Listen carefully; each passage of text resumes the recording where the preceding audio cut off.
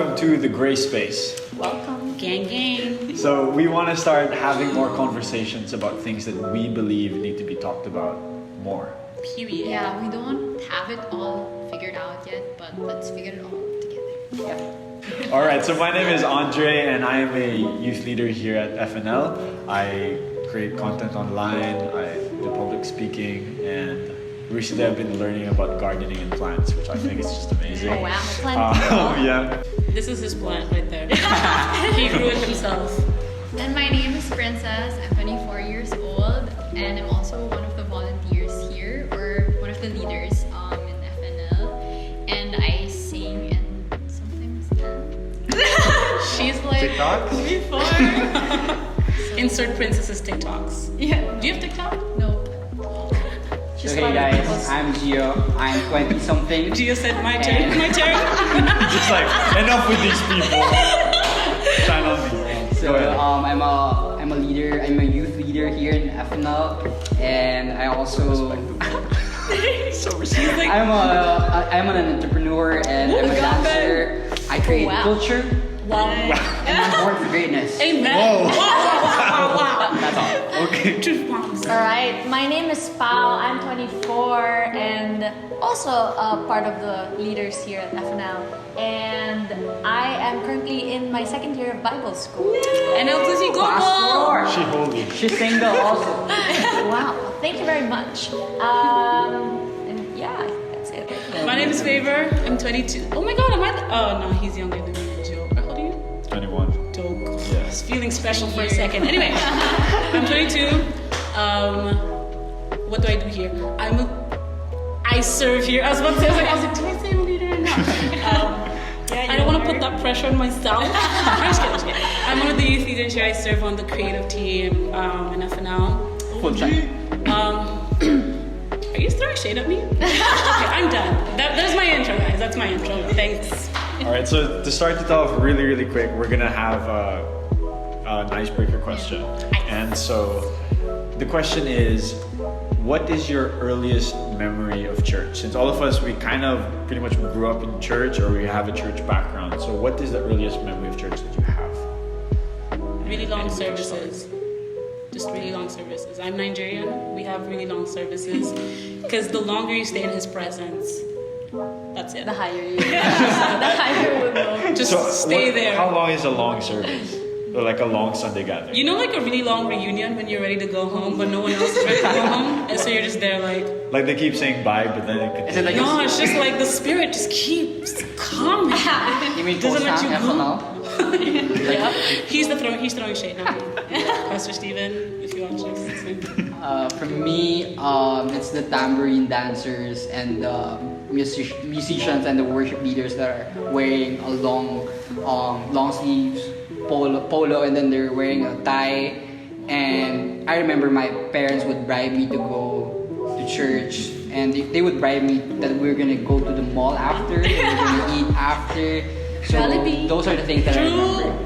Every Christian kid just like, let's go Jollibee. Jollibee after church. That's so true though, yo. Well, for me, that's the earliest memory I got. Like, there's food always. Sunday school always has this. They feed the children, so there's a lot of arts and crafts. Yeah, for me, Bible school. Bible school. You're really stuck on the Bible. Wow. As a kid, you're already like studying the Bible like a scholar. Sunday school. There'd be lots of candy. I think that's the same for me. I was, for me though, I would bring my Hot Wheel toy cars along because Hot Wheels. I don't know if you guys Did had you say that. that's hot? Yes. I mean, I guess.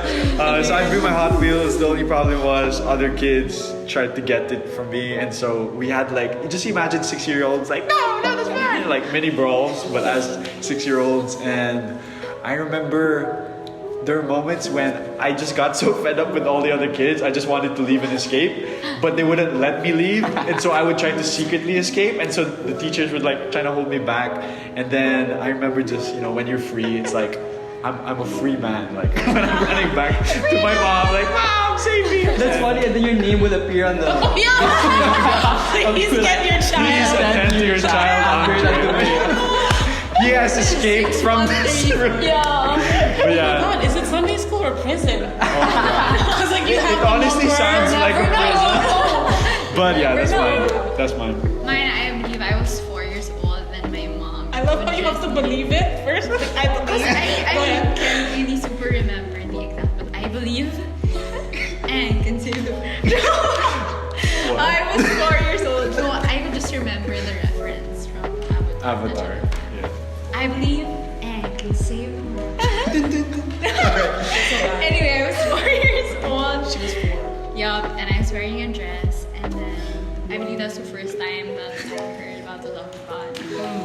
So yeah. Amen. Princess is a different species. Like we were all like freaking out in Yeah. Sunday school, and Trying she to was just escape. like, "This is the Beautiful love." dress. I And just, she's the one who said we don't have it all together. I know she. Maybe we should I think go. Princess has it all together. As a 4-year-old. But speaking on experiences, so some of us, we were brides, some of us, we wanted to escape. Others, we were just like wondering what the heck is going on? Why is this going on so long?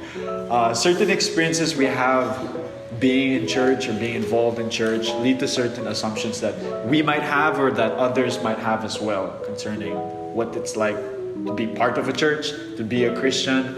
And so let's talk about that. Let's talk about certain assumptions that we have or possibly that others might be having as well, those that are watching. Yeah, so we could start. I think there's one of them where you were sharing actually earlier that it's great that we're beginning to have a conversation like this because we don't always expound on certain topics as Christians. Maybe on a Sunday gathering we'll talk about it, but then we don't really have a space to talk about things that happen but aren't addressed. And that's what you were mentioning earlier, right? No. Yeah, I think that. What is it? It's so funny to me because I was like, what? Well, sorry. First of all, it's really hot. We've turned off the air conditioning, so I'm moving a lot slower. For the audio. Woo! No, but yeah, I think it's so good that we're opening up the gray space because even I myself, like growing up Christian, I didn't fully understand. I didn't understand what it meant. I didn't understand like who God really was. Like I feel like with religion or like with the doing or with what I was taught, I had to learn to discover Him. And I think doing it in the community and talking to people and hearing their experiences and then speaking to pastors, I feel like it really started to help me understand more of who Jesus is and what He wants for me compared to what I feel like the outside perception of Christianity is. And I think that's what this space is, where we can really just open it up, especially if you have questions. Like I still have like a bajillion. So Yeah, relate. So I have one actually. yes, sir. Growing up, I thought that I have to behave first before I can actually belong. That I have to have it all together. I have to be perfect. I have to act a certain way. I have to be super holy to be, to go to church. Yeah. So that's one of the things that I think, or one of the things that I think myself would think that I have to be this way first before I can go to church. So we're gonna talk about it some more on our conversations later on. So do you guys have some more? Can I just add to that? Really Yeah, sure. Yeah, I think we all kind of felt that way. Yeah. Like you felt like even I've Sometimes you still do kind of. Still. yeah. And you remind yourself. Sometimes you don't mean all the time. All the time? No, that's so true. I think that's such a common misconception that people have about being Christian. I know I did growing up in church because it was always like you have to be good, you have to be this. When really when you get to know the nature of God, you know that He is love first. He loves you. Yeah. He knows you. He knew that you were a mess before He chose to make you. He made you knowing that you were going to mess up. And when you really learn that, when you let that sink in, you realize that He just wants you to come into His space. You need to give Him. Wow, this is turning into bring the fire. It's so hot. It's why it's so hot. No, but really, it just reminded me though that you really don't have to be perfect before you come to church, or before you come with your wounds. Yeah. Wow, yeah. Woo. I'm sweating, guys. Go next. I'm so Yeah, that's Another thing also that I think I've experienced in church that gave me a certain off type of feeling is when some Christians can seem as overly optimistic. Let's say when you're going through a challenge or a problem, or let's say you're struggling with something, and sometimes Christians can be like, oh, yeah, just have faith, or don't be sad, just believe. It's like it can make you feel like, oh, so I can't feel sad, I can't struggle because I don't have faith, and so I'm pretty much just a bad Christian and a bad human being. And so now instead of feeling encouraged, you feel like you're judged all the more, and you're deeper in the trouble. And yeah, have you guys ever felt that? Where you're going through something and some might just say something. They might come from a good place, but it can come across as insensitive. Yeah. Sometimes the intention is like really good, yeah, but the yeah. way you delivered it, it's not, it's not The timing. empathizing, or it's Yeah. not sympathizing Yeah. with the person. So we have to be also sensitive with how we're gonna say it and how we're gonna relate to the person. Because if you just said that I am sad right now, and I said don't be sad now, It's Don't like, be sad. thanks, Okay. yeah, noted. Alright, I'm great now. Like, Oh my gosh, I'm not sad anymore. wow, perfect. sometimes really it was like, that easy. like people just really need you to listen to them. Yeah. Stuff like that. Usually Yeah, Yeah. you don't really have to Say anything, yeah. anything. Yeah. Everything's gonna be okay. You don't know that. Like, You don't know that. yeah, that's true. But so like instead of saying that, like you can just continue to listen to that person. Yeah. And I just find it super interesting. If we just like something from the Bible, what Jesus said to those who are sad, he said, weep with those who weep. Yeah. And sometimes for us, instead of feeling the pain of someone that's going through something, we kind of just say all of these spiritual words, and we might come from a good place, but Jesus didn't say preach to them necessarily. He just said weep with them, Wow, yeah. feel their pain, That's empathize with them. And so just as we go on, we're gonna talk more about things that are misunderstood, things maybe where we're just so used to certain cultures, but it might not necessarily be something that's even what God has said. And so through these conversations we have, we hope to bring more clarity. And as Princess was saying, we don't have all the answers, but we're going through this together. We're going through this with you guys. And if you guys have certain things as well that you don't fully understand, or things you're struggling with, or maybe things that even disturb you, you can message that in the comments, and we're going to be having a curious cat where you can explain? send your questions if you have anonymously, right? if you have any questions, inquiries, hate mail, whatever, we'll be putting First video, first it's video. so We freaking much hate you guys. Stop this before. Change that. No.